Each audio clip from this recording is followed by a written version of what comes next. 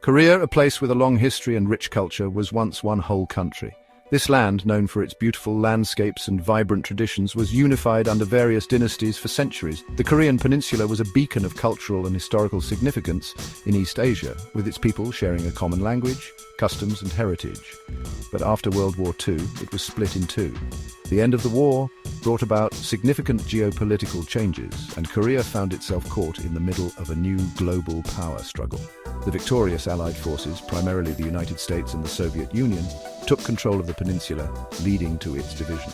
This division, caused by political maneuvering, tore apart a nation and its people. Families who had lived together for generations were suddenly separated by an invisible line. The political ideologies of the occupying forces clashed, leading to the establishment of two distinct governments on either side of the 38th parallel. The split happened at a line called the 38th parallel. This arbitrary line, chosen for its convenience rather than any cultural or geographical significance, became a symbol of the Cold War's impact on Korea. It was meant to be a temporary measure, but it soon solidified into a permanent division. This marked a difficult new chapter for North and South Korea. The division not only separated families, but also disrupted the social and economic fabric of the nation. Villages that once thrived on communal living were now split, with people on either side facing different futures. It became a symbol of the Cold War, a big global conflict. The Korean Peninsula was now a front line in the ideological battle between communism and capitalism. Both North and South Korea became heavily militarized, with each side receiving support from their respective allies. This line on a map became a huge gap, separating families, beliefs and ways of life. The demilitarized zone, or DMZ, became one of the most fortified borders in the world, symbolizing the deep divide between the two Koreas. The human cost of this separation was immense, with countless families longing for reunification. The Korean War, a terrible fight from 1950 to 1953, made this division permanent. The war was brutal, with millions of lives lost and widespread destruction. It entrenched the division, making the 38th parallel a permanent fixture in the lives of Koreans. It left behind a lot of pain, mistrust, and a border with lots of soldiers and weapons. The armistice agreement ended the fighting but did not bring peace. The DMZ remains a tense and heavily guarded area, a stark reminder of the unresolved conflict. North Korea, officially called the Democratic People's Republic of Korea, ended up with a strict leader, Kim Il-sung. Under his rule, North Korea adopted a rigid communist regime with a focus on self-reliance and military strength. The government maintained strict control over all aspects of life. They chose communism and didn't interact much with other countries. North Korea became isolated from the rest of the world, with limited contact and trade with other nations. The regime's focus was on maintaining its power and control over the population. South Korea, officially the Republic of Korea, was led by Syngman Rhee. In contrast to the North, South Korea embraced democracy and capitalism, with significant support from the United States. The country embarked on a path of rapid economic development and modernization. They became friends with the United States and focused on democracy and capitalism. This alliance helped South Korea transform into a prosperous and dynamic nation, with a strong emphasis on education, technology, and global trade. The story of Korea being split shows how big world events can affect places that seem far away. The division of Korea is a powerful example of how global politics can shape the destinies of nations and their people.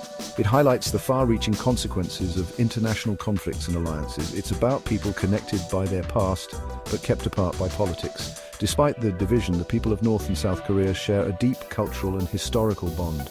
Efforts for reunification continue, driven by the hope that one day the peninsula will be united once more. The journeys of North and South Korea teach us about the Cold War, how strong people can be, and the hope that Korea might become one country again someday.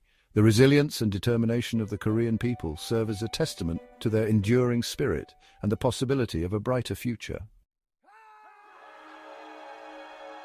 To understand why Korea is divided, we need to look back at World War II. The war was a global conflict that involved many nations and reshaped the world in numerous ways. One of the lesser-known but significant outcomes of this war was the division of Korea, a country that had been under Japanese rule for decades. Japan ruled Korea from 1910, and Korea became a base for Japan's military during the war. The Japanese occupation was harsh and oppressive, with many Koreans suffering under the colonial rule. The Korean people were subjected to forced labor, cultural suppression, and severe exploitation. This period left deep scars on the Korean psyche and a strong desire for independence. Near the end of the war, the United States and the Soviet Union came to Korea to free it from Japanese control. The arrival of these two superpowers marked the beginning of a new chapter for Korea. The Korean people, who had long yearned for liberation, saw the defeat of Japan as a moment of hope and potential freedom. They planned to set up a new government for a free Korea. However, the intentions of the United States and the Soviet Union were not entirely aligned. Each superpower had its own vision for Korea's future, influenced by their respective political ideologies. The US favored a democratic system, while the Soviet Union aimed to establish a communist regime. Near the end of the war, a quick decision was made. In the rush to manage post-war transitions, the US and Soviet officials hastily agreed on a plan to divide Korea temporarily. This decision was made with little input from the Korean people and without a thorough understanding of the country's complex history and social fabric. Without much thought about Korea's history or its people, a line called the 38th parallel was chosen to divide the country. This arbitrary line was drawn on a map, splitting Korea into two zones of influence. The 38th parallel was meant to be a temporary measure, a simple administrative convenience to facilitate the surrender of Japanese forces. This line was supposed to be temporary, just to help the Japanese army surrender. However, the temporary division quickly took on a more permanent character. The geopolitical interests of the US and the Soviet Union began to solidify, and the 38th parallel became a symbol of their growing rivalry. But it ended up having huge consequences. The division of Korea disrupted the lives of millions of Koreans, separating families and communities. The Korean people, who had hoped for a unified and independent nation, found themselves caught in the middle of a global power struggle. The Soviet Union would control the north, and the United States would control the south. This division laid the groundwork for the establishment of two separate Korean states, each backed by one of the superpowers. The north, under Soviet influence, began to develop a communist government, while the south, under American influence, moved towards a democratic system. This agreement, made during a busy war, didn't consider what it really meant to divide a country. The hurried nature of the decision-making process overlooked the deep cultural and historical ties that bound the Korean people together. The division was not just a political and geographical separation, it was a profound social and emotional rupture. It planted the seeds of division and set the stage for two separate Koreas with very different political ideas. The North and South began to develop along divergent paths, each influenced by their respective patrons. This ideological split would soon lead to increased tensions and conflict. The 38th parallel, once just a line on a map, became a real symbol of the growing fight between the United States and the Soviet Union. This line represented the broader ideological battle of the Cold War, a struggle for global dominance between capitalism and communism. This fight was called the Cold War. The division of Korea was one of the first major conflicts of this era, highlighting the deep-seated animosities and strategic rivalries between the two superpowers. The Korean Peninsula became a flashpoint in this global struggle, with both sides vying for influence and control. The seeds of division, planted at the end of World War II, would soon grow into a big Cold War conflict, with Korea as the tragic battlefield. The Korean War, which erupted in 1950, was a direct result of the division and the competing interests of the US and the Soviet Union. This war brought immense suffering to the Korean people and further entrenched the division of the peninsula. Splitting Korea shows what can happen when decisions are made too quickly during wartime, and how politics can affect regular people's lives. The division of Korea serves as a poignant reminder of the human cost of geopolitical decisions. It underscores the importance of thoughtful and inclusive decision-making in the pursuit of peace and stability.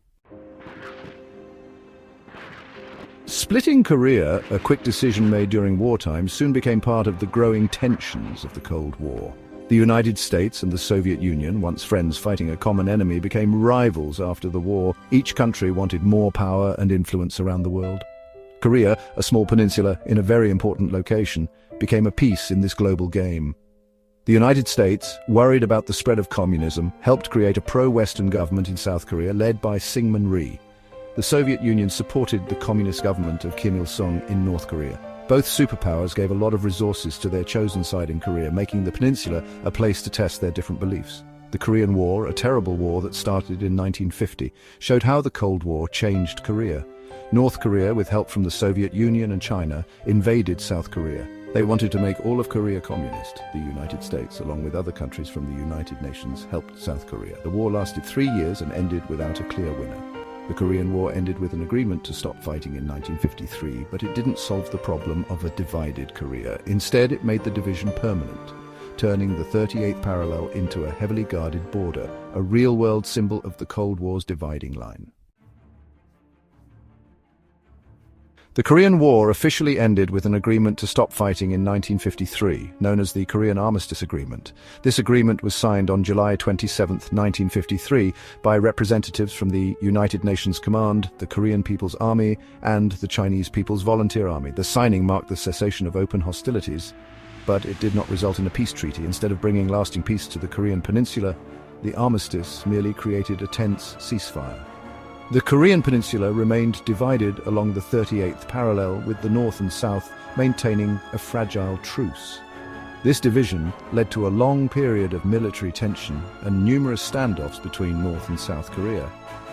The two Koreas have remained technically at war, with the Demilitarized Zone, or DMZ, serving as the buffer between them. The DMZ is a 2.5-mile wide area that stretches across the Korean Peninsula, acting as a buffer zone between the two nations. It is one of the most heavily fortified borders in the world, with barbed wire fences, landmines, and armed soldiers on both sides. The DMZ has become a symbol of the ongoing division and the unresolved conflict between North and South Korea. It is a no-man's land filled with weapons and soldiers, a constant reminder of the fragile peace that exists on the peninsula. Over the years, the DMZ has been the site of numerous incidents and provocations that have threatened to reignite full-scale war. These incidents have ranged from small skirmishes to major confrontations, each one a potential flashpoint for a larger conflict.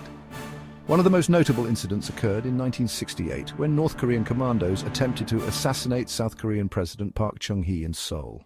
The commandos infiltrated the South, but their mission ultimately failed, leading to a tense standoff and increased military alertness. Another significant event was the 1976 axe murder incident, where North Korean soldiers killed 2 American officers who were part of the United Nations Command. The officers were attacked while attempting to trim a tree that obstructed the view between a UN checkpoint and a North Korean guard post. This brutal attack, known as the axe murder incident, nearly escalated into a full-blown war. The United States responded with Operation Paul Bunyan, a show of force that included the deployment of troops, aircraft, and naval vessels to the region. The incident highlighted the volatility of the DMZ and how quickly tensions could spiral out of control. It served as a stark reminder of the dangers that lurk in this heavily militarized zone. The axe murder incident began with what seemed like a routine task, cutting down a tree. However, the North Korean response was swift and violent, turning a simple act into a major international crisis. The aftermath of the incident saw heightened military alertness and intense diplomatic negotiations. The world watched anxiously as both sides prepared for the possibility of renewed hostilities. These incidents, along with many other smaller clashes, underscore the fragile nature of the peace on the Korean Peninsula. Each skirmish, each provocation, serves as a reminder of the unresolved tensions that continue to simmer beneath the surface. The DMZ, intended to be a buffer zone, remains one of the most dangerous places on Earth. It is a place where the threat of conflict is ever present, and where the scars of the Korean War are still visible. The ongoing division of Korea serves as a poignant reminder that the Korean War is not truly over. The DMZ stands as a testament to the enduring conflict and the challenges that lie ahead in achieving lasting peace on the Korean Peninsula.